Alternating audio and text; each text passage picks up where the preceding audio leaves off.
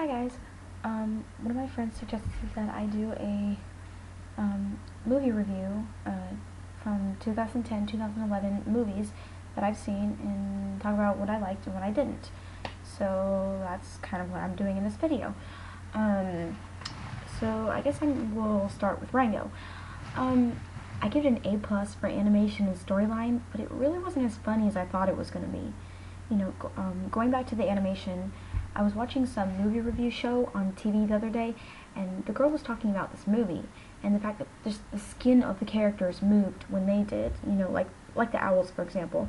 You could actually see their feathers move, and it was really cool. I mean, they looked like real animals. Romeo and Juliet was hilarious, and I give it an overall A plus. I mean, how someone comes up with the idea, it just amazes me.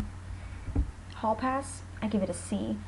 I mean, it had some funny parts, but the movie was just basically stupid, so I really don't recommend going to see it unless you like stupid movies. Red Riding Hood, I saw it tonight, and I kind of think that, the ending was terrible, but the rest of the movie wasn't half bad.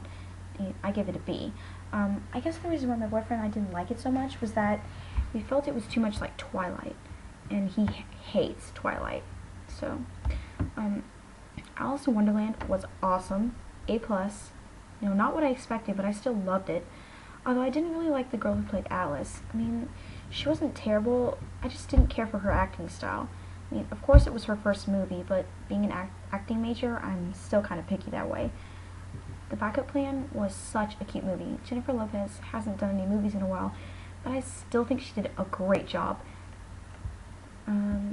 Another comedy, Date Night, I thought was absolutely hilarious. Steve Carell and Tina Fey being some of my favorite actors, I loved it. Despicable Me was one of my favorites from 2010. I saw it in 3D, and especially with the roller coaster scene, it made me feel like I was actually there. Most 3D movies are crap, but this one was a good one. So if you haven't seen it, I recommend it. It's great.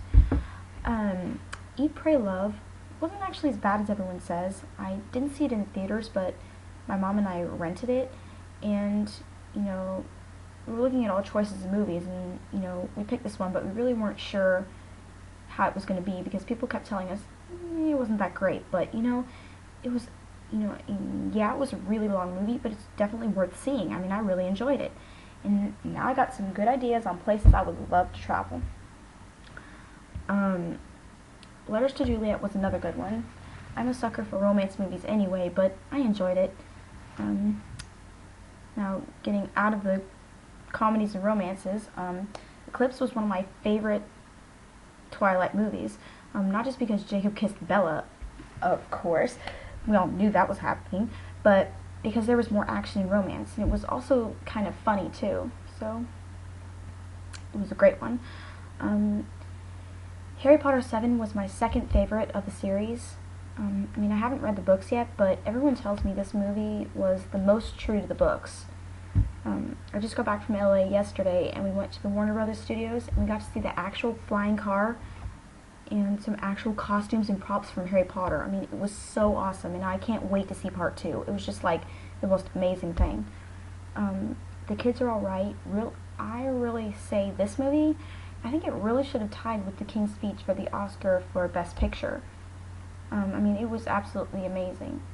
I mean, yeah, there was a lot of sex in it. I mean, that, of course, I mean, any rated R movie has that, but, well, most of them. But I really liked it,